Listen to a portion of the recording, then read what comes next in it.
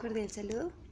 Bueno, a continuación vamos a hablar sobre los aspectos relevantes en la historia de la música del siglo XIX y el siglo XXI. Bueno, empezamos con el siglo XIX, hablando sobre la Revolución Francesa y la Revolución Industrial, que tuvieron grandes influencias sobre el desarrollo musical en Europa. Entonces, la Revolución Industrial abrió a toda la escena musical un gran desarrollo, sobre todo en el mercado.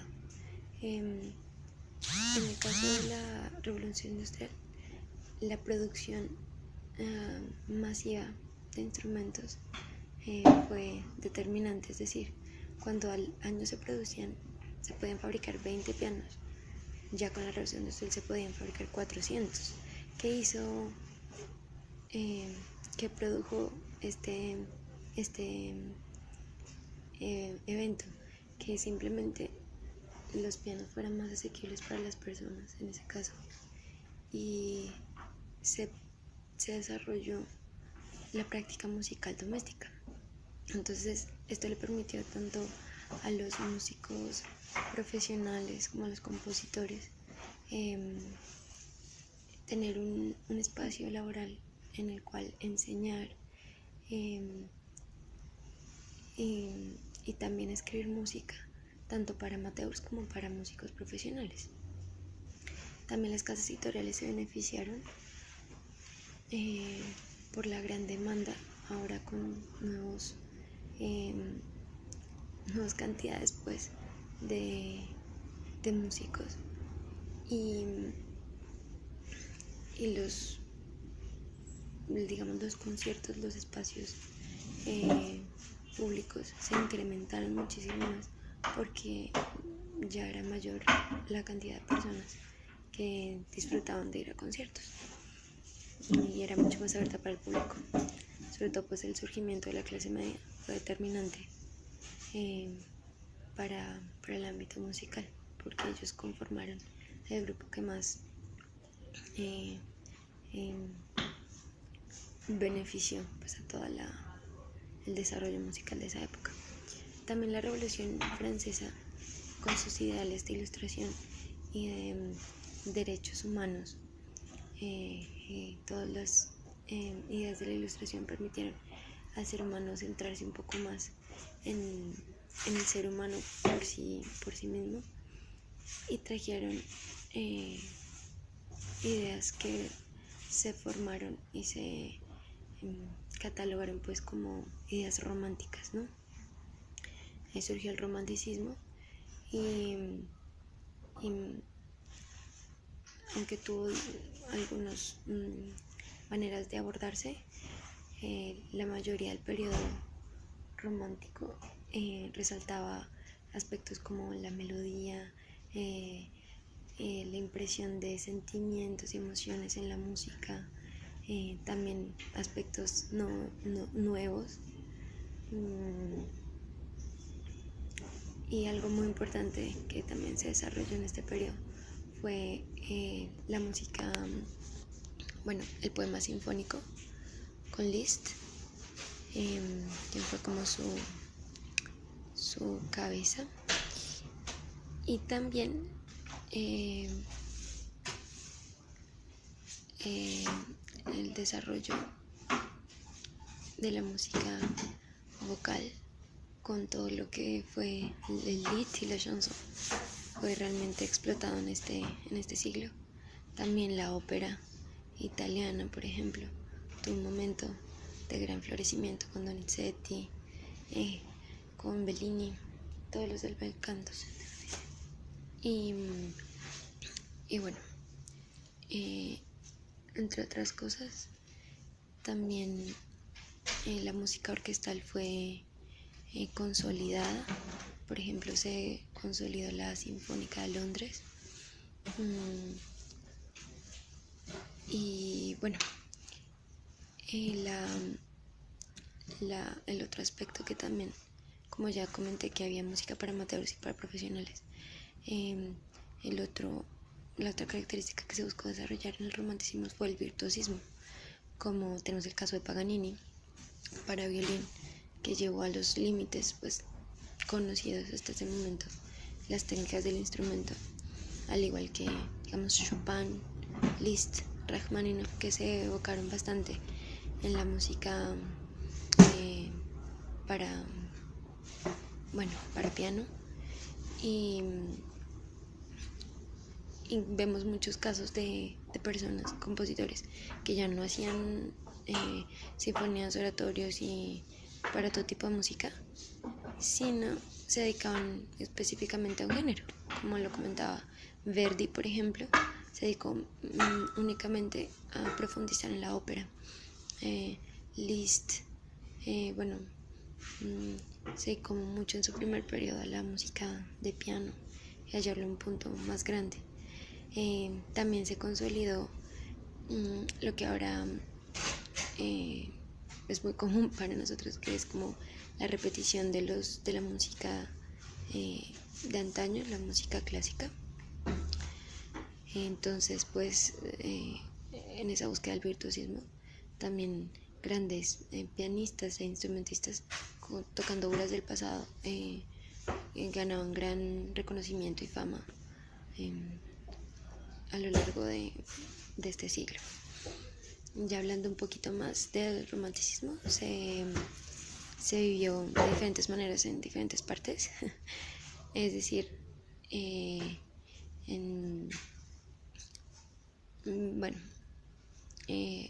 Europa más que todo, la influencia de Beethoven en finales del clasicismo fue determinante. Inicios del romanticismo para la nueva generación de compositores, al igual que Wagner. Ambos introdujeron, yo diría, como la música, el programa musical, y Wagner lo consolidó un poco más hacia la integración de todas las artes en una sola. En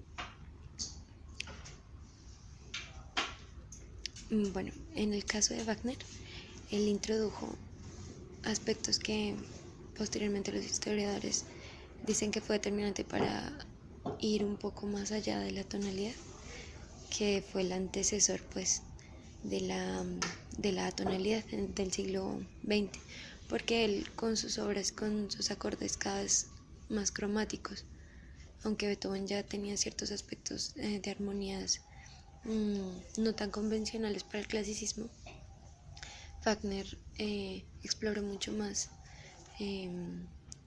otro tipo de armonías y de manejo de la tonalidad, ¿no? Podemos encontrar el romanticismo clásico como un Mendelssohn, que pues por su formación clásica involucró ideas románticas y su obra mezcló aspectos románticos con clásicos. También tenemos el romanticismo programático con Berlioz, buscando que todas las varias sinfonías tuvieran como una misma idea, una misma historia, y sí, se desarrolla mucho lo que llamo como el programa, el poema sinfónico, el programa. Ya hablando particularmente de otros lugares, de regiones, con esas revoluciones también se empezó a buscar la idea de nacionalismo. En Rusia, el que le dio gran reconocimiento también a Rusia dentro de los países fue Tchaikovsky, quien con su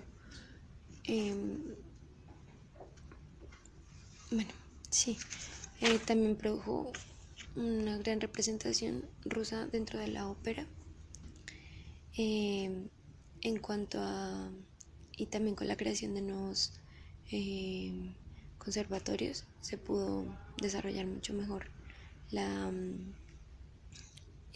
parte musical. En Francia, estuvo en la cabeza Gabriel Fauré y también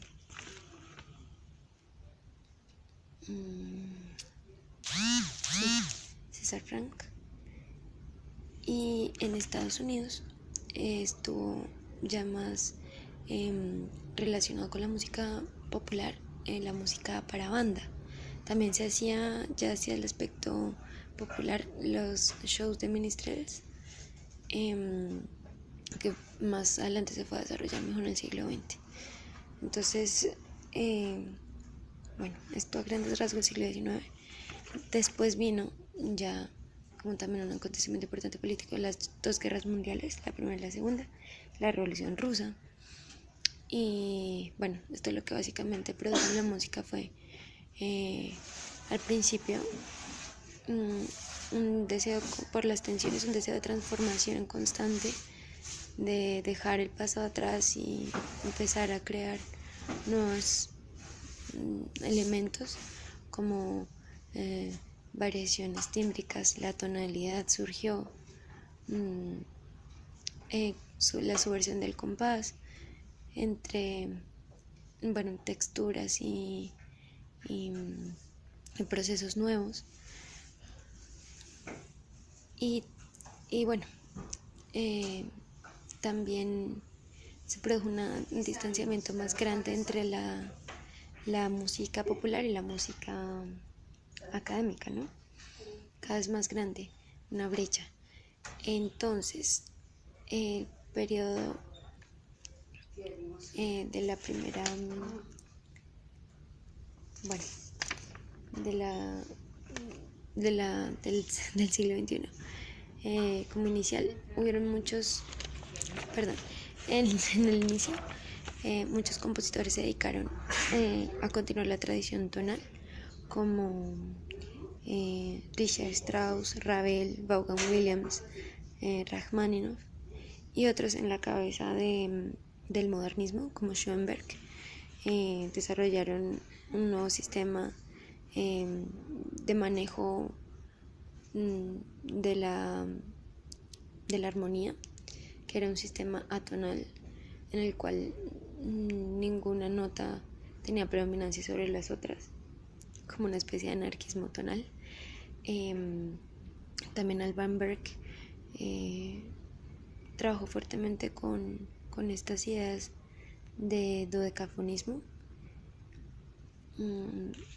Más adelante podemos también hablar de varios movimientos como el futurismo y todos los sismos que en últimas buscaban salirse un poco de ese deseo de volver al pasado y vivir el presente y crear, aunque se podía. Muchos buscaban también esa transición de la música de antaño con aspectos nuevos, pero en el caso, digamos, de Bela Bartok y de Charles Ives, ellos no recurrieron a la música clásica del pasado, sino recurrieron a la música tradicional autóctona de cada una de sus regiones. Entonces también fue muy importante esto. Y cabe aclarar, ya que hablamos de Bela Bartok, que los desarrollos de las nuevas tecnologías permitió una gran también expansión de del ámbito musical en varios aspectos, ¿no? Bela Bartok, por ejemplo, con su grabación que hizo de músicas tradicionales, basó su música. Bueno, en el caso de los movimientos vanguardistas, podemos encontrar a Gabriel, a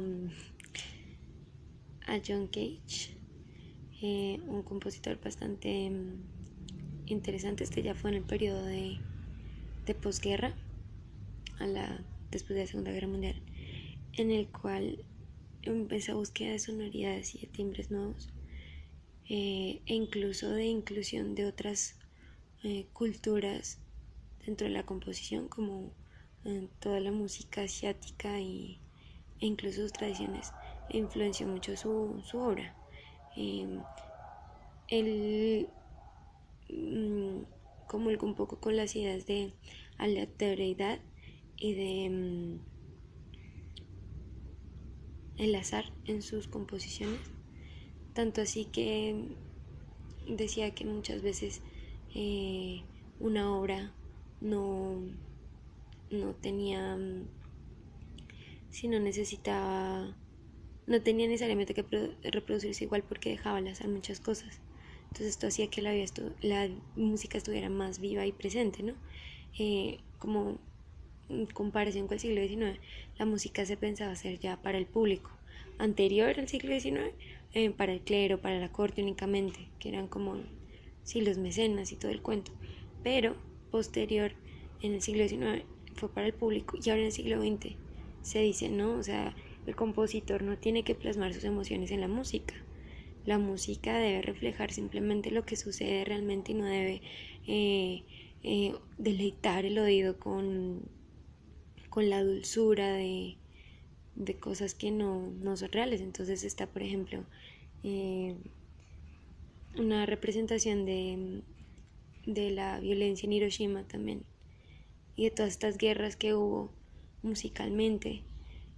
Y también personas como compositores como Xenakis, que también no solo fueron músicos sino arquitecto e ingeniero, utilizó nuevas formas de notación musical como en el plano cartesiano, ondulaciones de líneas rectas para hacer clústeres conjuntos, y una notación completamente diferente. O Penderecki, por ejemplo, que incluyó en su notación ya no el compás mesurado, sino la medición por segundos, dándole mucha más libertad a la música. Bueno, también la globalización y todo el desarrollo de las tecnologías hizo que la música estuviera a disposición de todos y pues prácticamente cada quien podía hacer su música, o sea, ya no era tan importante una formación larga, sino simplemente tener los medios y las ideas, ¿no? Me salté un periodo que fue el periodo de entreguerras, en el cual el veto fue también muy importante, el veto del régimen nazi y el de la Unión Soviética, que hizo que también compositores buscaran esta manera de enfrentar su realidad, teniendo que hacer con las prohibiciones pues su música como con esas restricciones, pero también buscando un lenguaje codificado para hacer sus críticas, como por ejemplo la música de los cuartetos que los compositores muchas veces dedicaban para su propio deleite, no tanto como las sinfonías para el estreno público. Y muchos en sus obras para cuartetos o música de cámara pueden exponer todo el avance que llega viendo. Si esto no hubiese sido así, probablemente se hubiese estancado mucho más el proceso que lleva la música libremente antes de ese veto. Bueno, ya llegamos un poco al siglo, bueno, a la apropiación del siglo XX en Colombia. Me parece muy importante hablar de eso también, porque permitió que se incluyeran también dentro del repertorio piezas con ritmos y elementos tradicionales de nuestra nación, de Colombia. Compositores como Guillermo Uribe hicieron que algunos de los ritmos del interior se estilizaran. El estudio con Vincent Dandy en París, y muchos de los compositores tuvieron esa oportunidad también por la, como llamo, la globalización y las oportunidades de estar en contacto con todo el mundo al tiempo. Ellos tuvieron la oportunidad de estudiar en París, por ejemplo, Suma, que tuvo la oportunidad de estudiar con Nadia Boulanger, y esto hizo que ellos adoptaran también una manera de unir la escuela del occidente con nuestras raíces. Por ejemplo, Guillermo Uribe en su Sinfonía en Terruño buscó, según él, tomar aspectos muy importantes y característicos de la música del interior. Su maqueta también llevó en varios estilos la música autóctona a un gran nivel. La música académica la puso muy arriba. Compositores como Jacqueline Nova se especializaron en electrónica y en electroacústica. En este caso, Suárez no había hablado de la electroacústica. Fue muy importante el descubrimiento de la grabación de la música y el almacenamiento por medio de un código binario, no por a través de medios mecánicos o megatofónicos, sino ya sí, binario. Esto hizo que se pudiera almacenar una mayor cantidad de música. Y bueno, a manera de reflexión, ya para terminar, me pregunto si la tecnología, o bueno, los sucesos atómicos pueden llevar a un desarrollo, o sí, la tecnología nuclear, perdón, descubierta hasta ahora, puede llevar más adelante un desarrollo más grande a la música. Gracias por escucharme, hasta pronto.